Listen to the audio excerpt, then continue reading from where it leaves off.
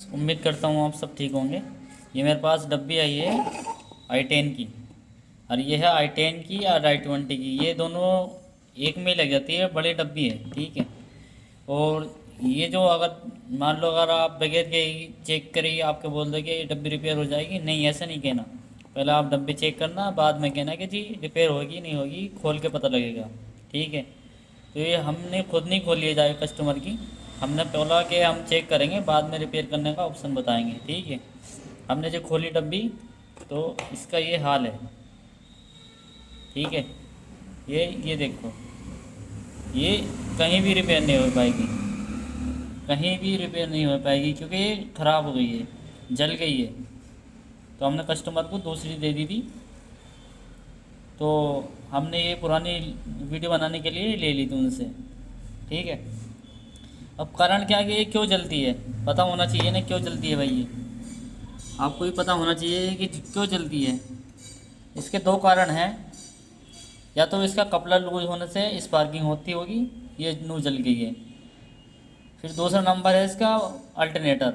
Alternator से voltage अगर आपके ज़्यादा निकलेंगे तब भी ये हाल होगी, क्योंकि अभी एक इसकी जैसी सेम एक डब्बी आई थी मेरे पास अभी 3 दिन पहले, तो उसमें भी यही देखा था मैंने कि गाड़ी चेक कराओ पहले आप मुझे। तो मैंने गाड़ी चेक करी तो उसका बैटरी का वोल्टेज चेक करा मैंने, तो बैटरी का वोल्टेज 15 16.5 के आसपास जा रहा था। 15 जो हो जाता है, कभी 16.5 हो जाता था। वोल्टेज 14.6 होना चाहिए बैटरी का। आपको डब्बी रिपेयर करानी हो तो पहले बैटरी का वोल्टेज चेक करना चाहिए कि कितने वोल्टेज हमारी डब्बी वो बैटरी दिखा रही है।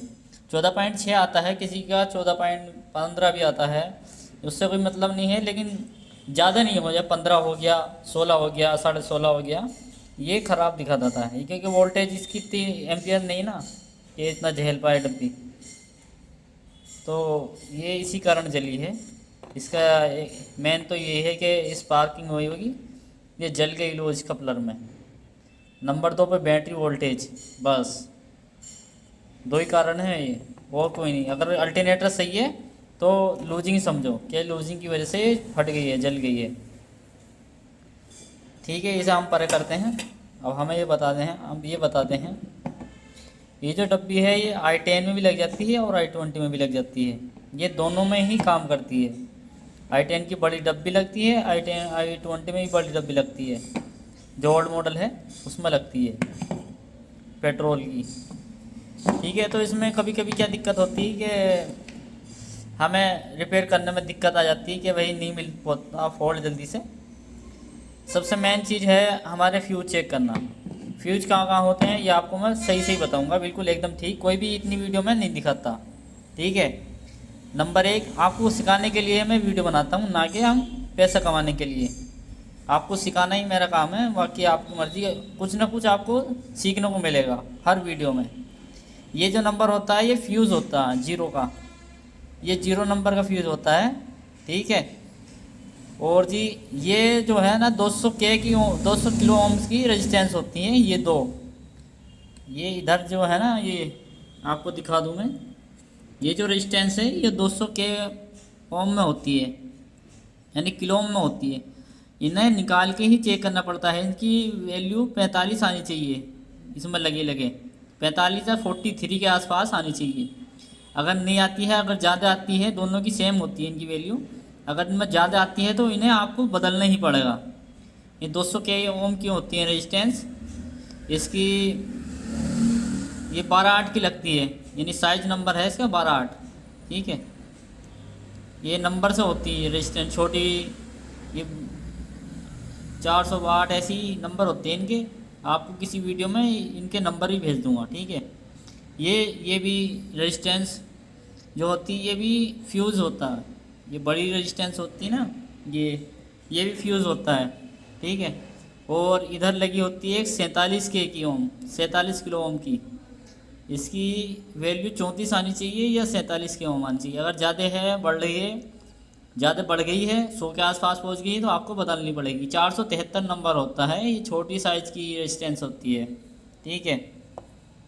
और ये इधर ये फ्यूज़ वगैरह हैं, और 1 के ओम की है रेजिस्टेंस। इधर जो है ना फ्यूज़ हैं, कुछ फ्यूज़ हैं, कुछ 1 के ओम हैं, ये आपको चेक करने पड़ेंगे। फ्यूज़ तो जैसे ये 100 नंबर का है तो इसमें 10 ओम आएगा, यानी 10 फ्यूज़ पे तो 10 ही दिखाएगा, बीप मारेगा।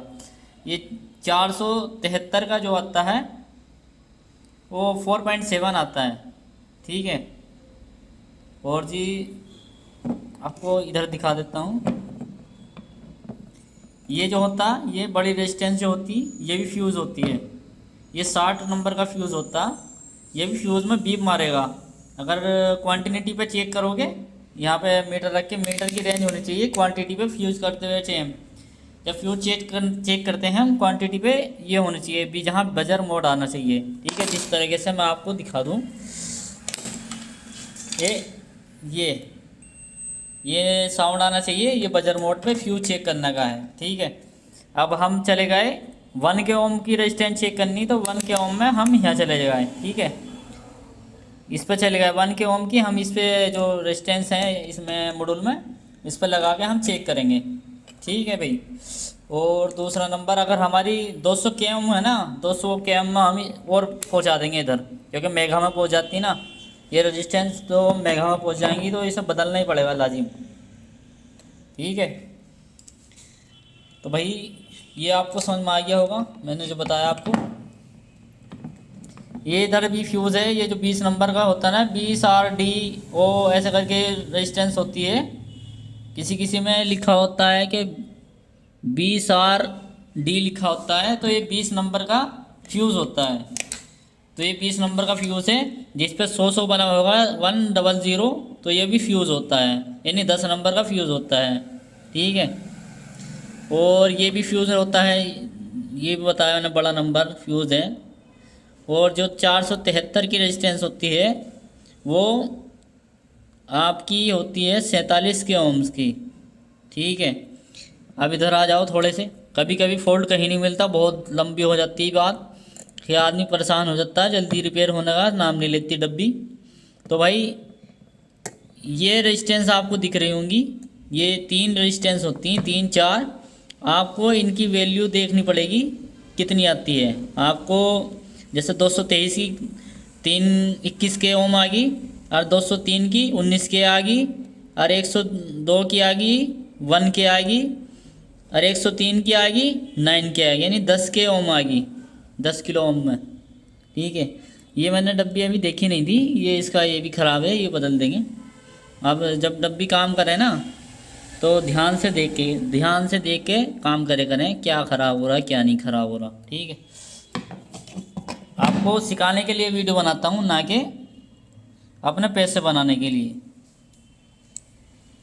ठीक है। चैनल को रोज़ देखो, कोई ना कुछ मिलेगा तुम्हें, हर वीडियो में कुछ ना कुछ सिखाने के लिए वीडियो बनाता हूँ मैं, ठीक है भाई। बस यही होता है ज़्यादातर।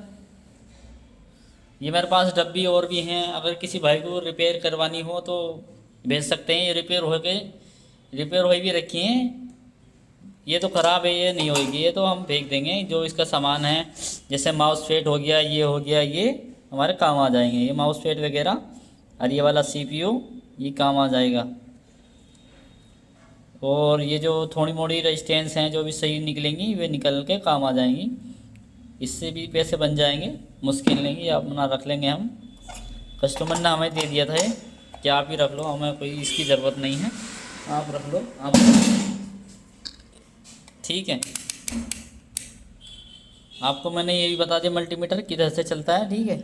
आपको अगर काम स्टार्ट करना है तो एक ही ऐसा वाला 401 रुपये का ये आता है, अगर तुम दिल्ली से लाओगे होलसेल में आपको 250 रुपये मिलेगा। ये आयरन होता है, इसकी बारीक होती है, इसमें रेजिस्टेंस जल्दी लग जाती है। और क्या, और थोड़ी लाइट होनी चाहिए बस, एक मल्टीमीटर होना चाहिए, और एक चिमटी, और एक ये खोलने वाली है बिट, बस। वीडियो देखिए, और ज़्यादा से ज़्यादा कोई समझाने का नंबर दे रहा है, आपको पूछना हो कुछ तो मालूम कर सकते हैं, ठीक है फ्रेंड्स। ठीक है, अपना ख्याल रखें, अपने घर वालों का ख्याल रखें।